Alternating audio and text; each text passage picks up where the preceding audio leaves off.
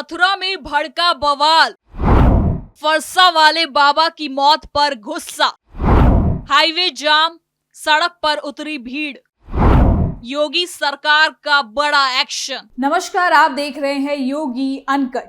आज योगी अनकट के इस एपिसोड में मैं आपको बताऊंगी फरसा वाले बाबा के बारे में। दरअसल मथुरा से सामने आई एक घटना ने अचानक पूरे इलाके का माहौल बदल दिया। जो मामला शुरू में एक संदिग्ध मौत के रूप में सामने आया, वो कुछ ही घंटों में आक्रोश प्रदर्शन और सियासी बयानबाजी का केंद्र बन गया। फरसा वाले बाबा के नाम से पहचाने जाने वाले गौरक्षक की मौत ने लोगों के बीच गुस्सा भड़का दिया और देखते ही देखते सड़कों पर भीड़ उतर आई। हाईवे जाम हो गया, नारेबाजी शुरू और स्थिति तनावपूर्ण हो गई। इस घटना ने एक बार फिर ये सवाल खड़ा कर दिया कि आखिर ऐसी घटनाएं इतनी तेजी से कानून व्यवस्था के लिए बड़ी चुनौती कैसे बन जाती है।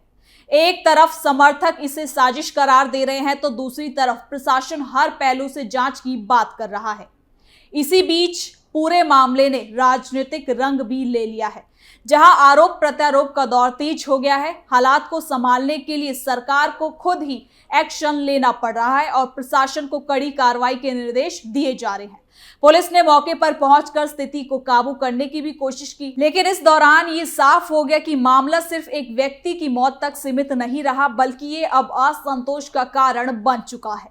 अब सबकी नजर इस बात पर है कि जांच में क्या कुछ सामने आएगा और क्या ये मामला केवल एक दुर्घटना था या इसके पीछे कोई बड़ी साजिश छिपी है। तो चलिए बिना किसी काटछाट के जरा विस्तार से जानते हैं क्या है ये पूरी खबर।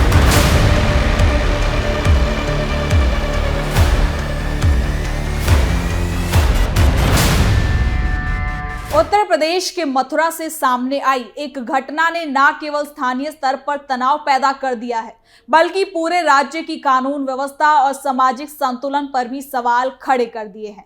फरसा वाले बाबा के नाम से पहचाने जाने वाले एक गौरक्षक की संदिग्ध परिस्थितियों में हुई मौत को देखते ही देखते एक बड़ा ये विवाद बन चुका है। शुरुआत में ये मामला एक आपराधिक घटना के तौर पर सामने आया, लेकिन कुछ ही घंटों में ये जन आक्रोश, सड़क जाम और सियासी बयानबाजी का केंद्र बन चुका है।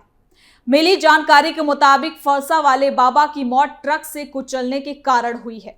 स्थानीय लोगों और समर्थकों का आरोप है कि ये एक सोची समझी साजिश के तहत की गई है, जबकि प्रशासन शुरुआती जांच में हर एंगल से मामले को देखने की बात कर रही है। घटना के बाद जैसे ही ये खबर फैली, बड़ी संख्या में लोग मौके पर जुटने लगे और देखते ही देखते ये माहौल काफी ज्यादा तनावपूर्ण हो चुका है। इसके साथ ही ये मामला कैसे इतना बड़ा बन चुका है, कौन थे ये फरसा वाले बाबा, सब कुछ जानते हैं इस रिपोर्ट में। आपको बता दें कि फरसा वाले बाबा की मौत के बाद समर्थकों का गुस्सा इतना बढ़ गया कि उन्होंने मुख्य सड़कों और हाईवे को जाम कर दिया। कई घंटों तक यातायात पूरी तरह से बाधित रहा, जिससे आम लोगों को भारी परेशानी का सामना करना पड़ा।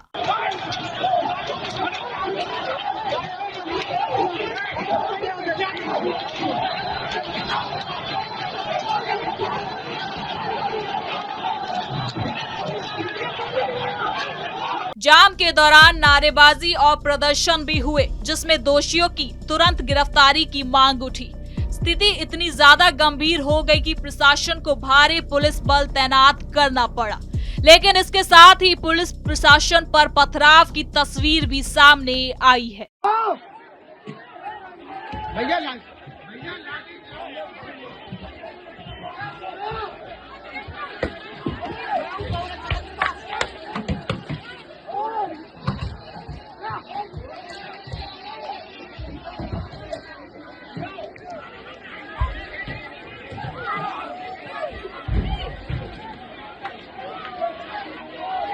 इस पूरे घटनाक्रम के बाद उत्तर प्रदेश सरकार तुरंत एक्टिव हो गई और मुख्यमंत्री योगी आदित्यनाथ ने मामले को गंभीरता से लेते हुए अधिकारियों को सख्त निर्देश दिए कि दोषियों को जल्द से जल्द गिरफ्तार किया जाए और कानून व्यवस्था हर हाल में बनाए रखा जाए।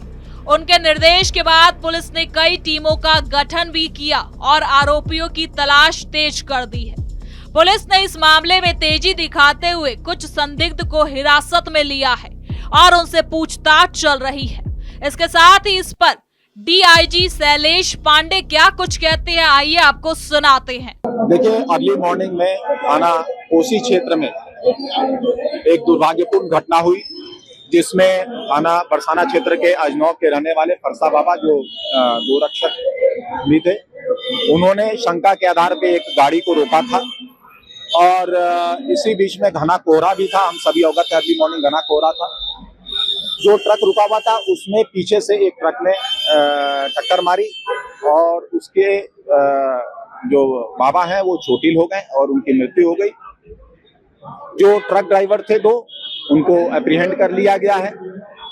घटना के बाद कुछ लोगों ने बाबा के शव को लेकर एमएच पे थाना छाता क्षेत्र में जो छाता शेरगढ़ मार्ग है उसके तिराहे पे शव को रख के जाम करा दिया। वहाँ काफी संख्या में भीड़ इकट्ठा हो गई।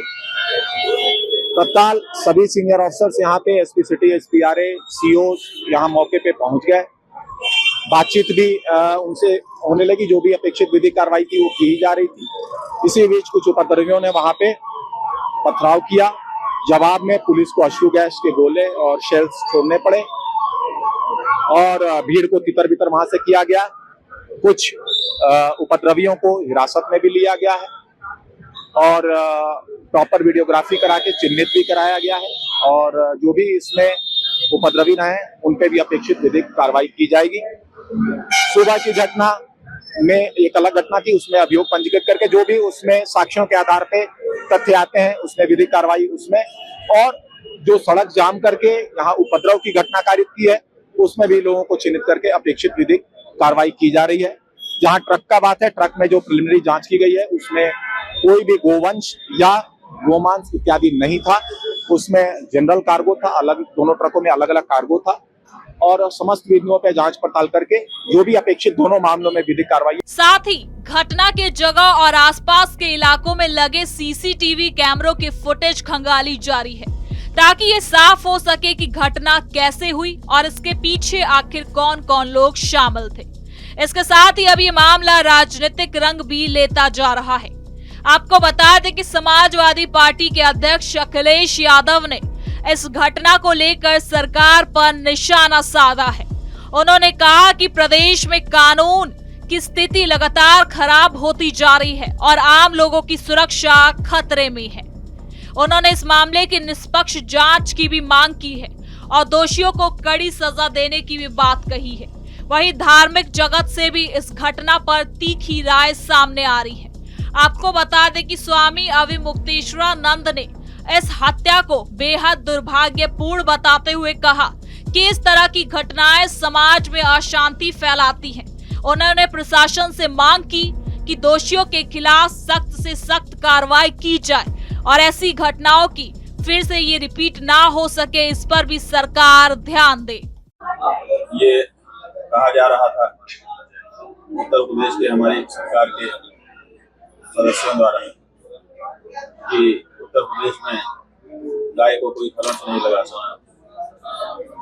गाय को भी खरोंच लग रही है एक के बाद एक। अब तो गौरक्षकों के ऊपर भी प्रहार किए जा रहे हैं। अभी बड़े दुख के साथ कहना पड़ रहा है, मन में बड़ा आक्रोश है, बड़ा क्षोभ है कि ईद के अवसर पर गोकशी को रोकने के लिए हमारे गौभक्त लगे हुए थे। उनमें से वृंदावन के कोशी कला के नाके पर कल रात को फरसा वाले बाबा की टीम खड़ी थी। फरसा वाले बाबा ने एक गायों से लदे ट्रक को रोकना चाहा। इतना मन बड़ा हुआ है दो हत्यारों का कि उन्होंने उनके ऊपर ही ट्रक चढ़ा दी, उनके प्राण चले गए। फरसा वाले बाबा गौ माता की रक्षा के लिए समर्पित थे। जहाँ से भी गौ माता की कोई भी बात आती थी वहां पर सबसे पहले पहुंच करके खड़े होने वाले लोगों में से एक थे। उनकी पूरी टीम एकाएक असहाय सा महसूस करने लग गई। कहाँ है सरकार उत्तर प्रदेश जो गौ रक्षकों के बल को फिर से बढ़ाए। इसलिए बहुत कठिन है, सरकार कह कुछ रही है और वो कुछ रहा है। गौ रक्षकों को इस बारे में आगे आना ही पड़ेगा और आगे आकर के प्रशासन के सामने सबसे बड़ी चुनौती घटना के बाद उत्पन्न हुई स्थिति को काबू करना था। गुस्साई भीड़ को शांत करना आसान नहीं था, लेकिन पुलिस और प्रशासन ने संयम और सख्ती का संतुलन बनाते हुए हालात को काबू किया। इस घटना ने यह भी दिखा दिया कि किस तरह एक आपराधिक घटना तेजी से सामूहिक आक्रोश में बदल सकती है। सोशल मीडिया और स्थानीय स्तर पर फैली अफवाहों ने भी स्थिति को और ज्यादा संवेदनशील बना दिया है। ऐसे में प्रशासन को न केवल जमीन पर बल्कि सूचना के स्तर पर भी सतर्क रहना पड़ा। पुलिस इस मामले की जांच कई पहलुओं में कर रही है। ये पता लगाने की कोशिश में जुटी है कि ये घटना दुर्घटना थी या फिर किसी रची साजिश का परिणाम। मृतक के पिछले गतिविधियों और उनके संपर्कों और स्थानीय विवादों की भी जांच चल रही है। फरसा वाले बाबा की पहचान एक गौरक्षक के रूप में थी। वो क्षेत्र में सक्रिय रूप से इस काम से जुड़े हुए थे। ऐसे में पुलिस ये भी देख रही है कि कहीं इस घटना के पीछे उनके इस काम से जुड़ा कोई विवाद तो नहीं। हालांकि अभी तक किसी निष्कर्ष पर पहुंचना जल्दबाजी होगी और पुलिस सभी तथ्यों को ध्यान में रखकर ही कार्रवाई कर रही है। हालांकि ये भी सच है कि प्रशासन ने इस मामले में तेजी दिखाते हुए हालात को बिगड़ने से पहले ही रोकने की कोशिश की है। मुख्यमंत्री के आदेश और पुलिस की सक्रियता ने यह भी साफ कर दिया है कि सरकार इस तरह की घटनाओं को हल्के में नहीं ले रही। आने वाले दिनों में इस मामले की जांच और भी महत्वपूर्ण हो जाएगी। ये देखना जरूरी होगा कि पुलिस किस निष्कर्ष पर पहुंचती है और दोषियों के खिलाफ आखिर क्या कार्रवाई होती है। साथ ही आपको बता दें कि यह भी देखना होगा कि इस घटना से सबक लेते हुए आने वाले कल में ऐसी घटनाओं पर रोक लगाने के लिए क्या कुछ कदम भी उठाए जाते हैं। कुल मिलाकर फिलहाल मथुरा में स्थिति नियंत्रण में बताई जा रही है, लेकिन तनाव पूरी तरह से खत्म नहीं हुआ है। प्रशासन लगातार निगरानी बनाए हुए है और लोगों में शांति बनाए रखने की भी अपील कर रहा है। तो फिलहाल के लिए योगी अनकट में इतना ही। देखते रहिए कैपिटल टीवी उत्तर प्रदेश। कल फिर मिलेंगे नई खबर के साथ। धन्यवाद।